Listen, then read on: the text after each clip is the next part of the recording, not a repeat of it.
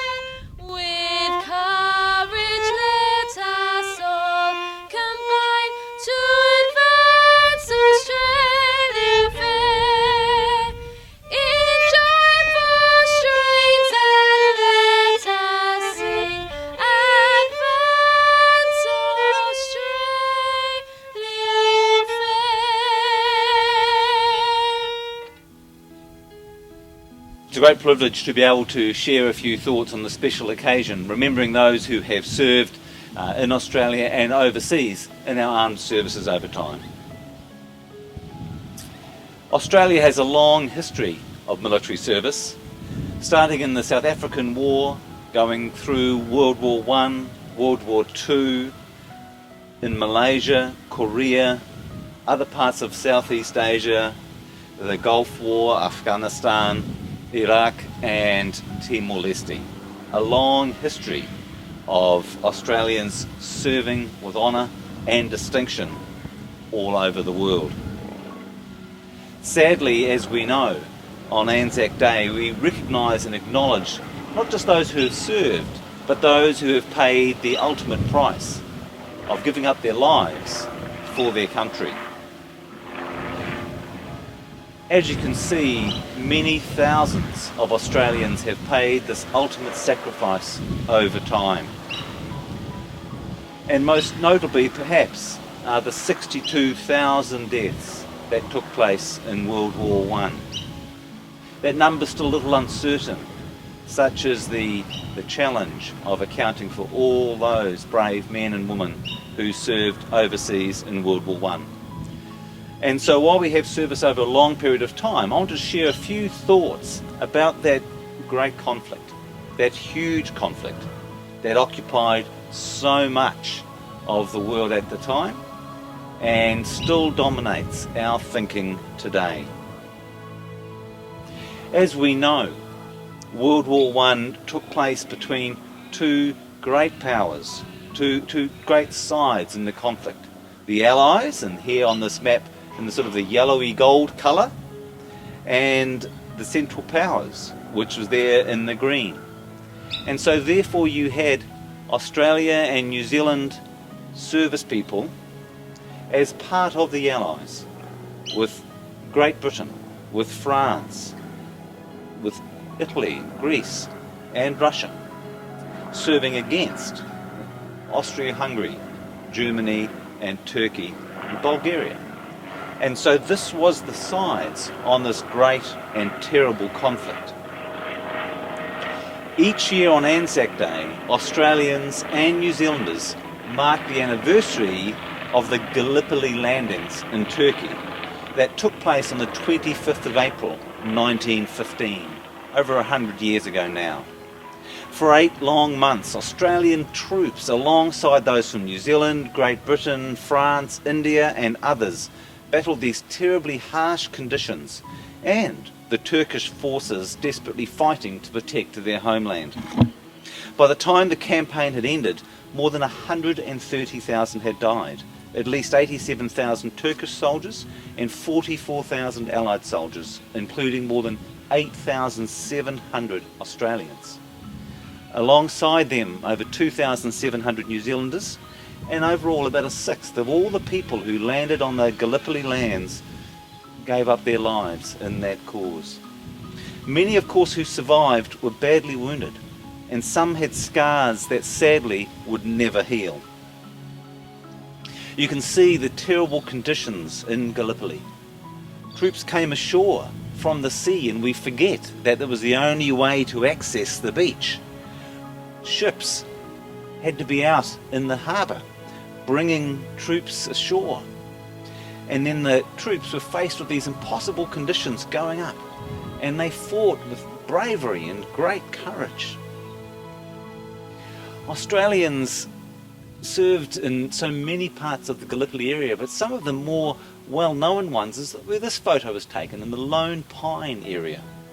A brave and courageous battle, and if you look at the faces of these young men, you can see young men who really aren't much older than many of our students still at our colleges.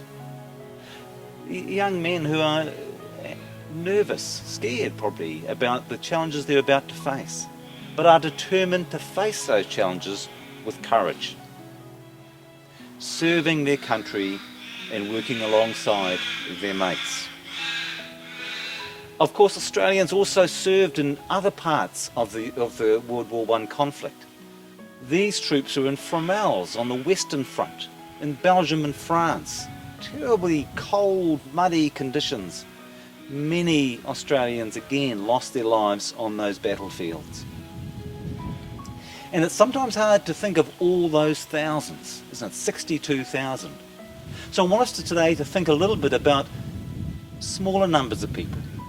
Perhaps the 58 men and women from Clyde who served in World War I. The Roll of Honour has 58 men and women on that Roll of Honour who went from this area. Soldiers and nurses to serve in this conflict. And so today I want us to think about the smaller numbers as well. And in particular, I want to talk to you about two people connected to my family who served in these areas. The first of those is the woman in the centre of this picture. And you can see a nurse sitting there surrounded by these troops. These troops were officers and soldiers who worked in the hospital, because this woman was the matron of a field hospital in Western Europe. Her name was Eva Brooke, and she was my great aunt. And my mother remembers Auntie Eva as a brave and courageous woman, and Eva served with great distinction in both Gallipoli and in the Western Front. She's been acknowledged by her country of service on postage stamps, and books have been written about her as a courageous person who served across the whole time of World War I in many areas of great difficulty and challenge and conflict. Eva served as well as the hospitals on the hospital ship, the Mahino. And the Mahino was a ship that sat off the coast of Gallipoli. As those soldiers were fighting on the land, the hospital ship, the Mahino, sat out in the harbour. It was incredibly dangerous. Often shells and naval battles would take place as ships would bomb the Turkish troops, and shells would come back. People were killed on the Mahino as well from gunfire and things. It was incredibly dangerous work. Eva was the matron on the ship, and she served with great distinction in saving many, many lives on that ship. Soldiers were brought out in barges and put onto the Mahino, and life-saving operations were able to be performed, and troops who were then recovered were able to be taken to hospitals in nearby islands and nearby countries such as in Egypt and Malta. Eva was awarded the Royal Red Cross medal. She's the only New Zealand nurse to be awarded it twice. Such was her distinction. And she was mentioned in dispatches by General Haig for her unstinting service. So Eva's quite a war hero and an inspirational person. Eva also had a brother, Ephraim, my great-grandfather. My mother was told that Ephraim died in World War I, but that wasn't the truth, and I'll explain that story now. Ephraim was a brave soldier who, like his sister, joined up to serve their country. These are his service records. On these service records, if you look closely, you would see that Ephraim served in Gallipoli. He was taken to the Dardanelles, served there bravely as a machine gunner. He was wounded once and taken off. Then he came back and was wounded again, shot through both his legs, and was taken off. And then he came back again, a third time. And the third time he was wounded again, a serious wound, and was taken off Gallipoli and spent quite a long time in a hospital ship and then in hospital. When Ephraim finished his convalescence, he was no longer able to fight, and he was shipped back to New Zealand. He was shipped back to recover, but he never recovered. He left his family, he came across to Australia, he became an alcoholic, sadly, and he died alone in Queensland. My mother never knew her grandfather. She was told he died a heroic death, but the sad story was actually kept from her. But Ephraim was a brave man and a victim of war, just like so many others. When the Mahino arrived back in New Zealand with wounded soldiers, recovering soldiers and brave nurses on board, it was met with a crowd. The newspapers were there, and there was pictures of the matron, Eva Brooke, on the side, welcoming, serving all, and soldiers able to come home and recover. Ephraim and Eva shared some time on the Mahino, and I like to think that they had some time together where a brave and courageous nurse was able to help her broken brother, was able to share a time of peace with him and help him to get over the experience that they had both shared and both been through. The Mahino is a iconic ship in that way. Much sadness happened there, but also much goodness. People were healed and fixed from their terrible wounds. But the Mahino is also at rest in Australia. The Mahino is actually a shipwreck, and it sits on Fraser Island. It was shipwrecked in the 1930s when it was being towed north. You can go and see it sitting there on the beach in Fraser Island today. I have never been there. I hope to go this year and to see where Eva and Ephraim once stood, and so many other soldiers, nurses just like them. So today at ANZAC Day, we remember people like us, not perfect people, but people who bravely served and paid great sacrifice to do the right thing and to serve their country and to support the people around them and help their country and help to bring peace to this world. So this day, as always, we must remember those who served, lest we forget. Lest we forget. Thank you.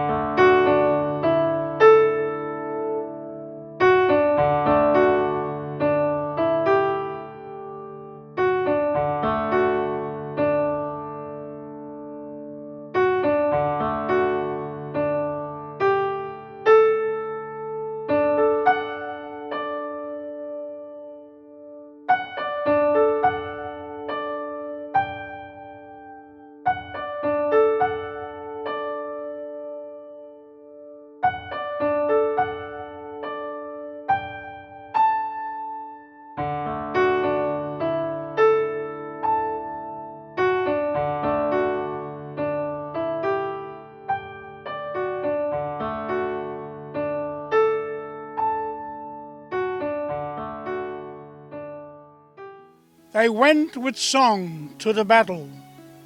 They were young, straight of limb, true of eyes, steady and aglow. They were staunch to the end, against odds uncounted. They fell with their faces to the foe. They shall not grow old as we that are left grow old. Age shall not weary them, nor the years condemn. At the going down of the sun, and in the morning, we will remember them, lest we forget.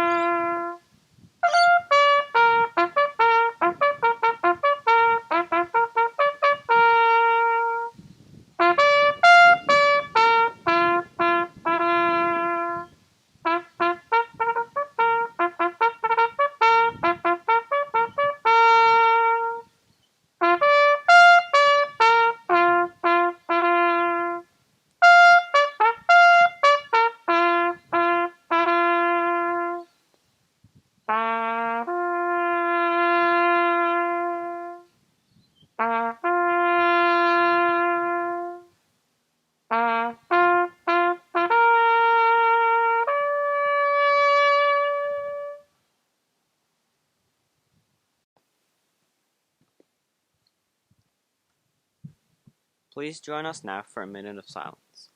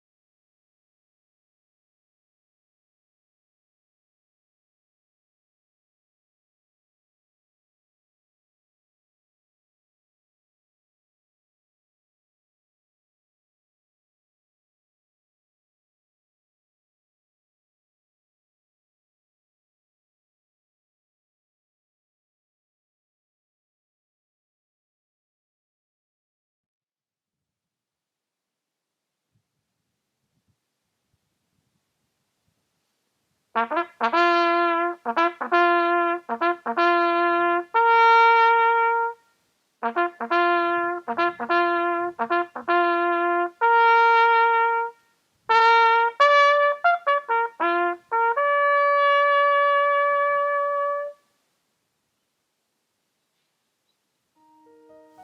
join me now as I close in prayer. Father God, thank you so much for this opportunity to come together today as a CREST community to remember all of the men and women who have served their country so faithfully during war and in peacetime. Thank you, Father, that we can bring young people together today to understand why it is so important that we remember and honour how much people have sacrificed so that we may live in freedom under you. And we commit this time to you. In Jesus' name, amen.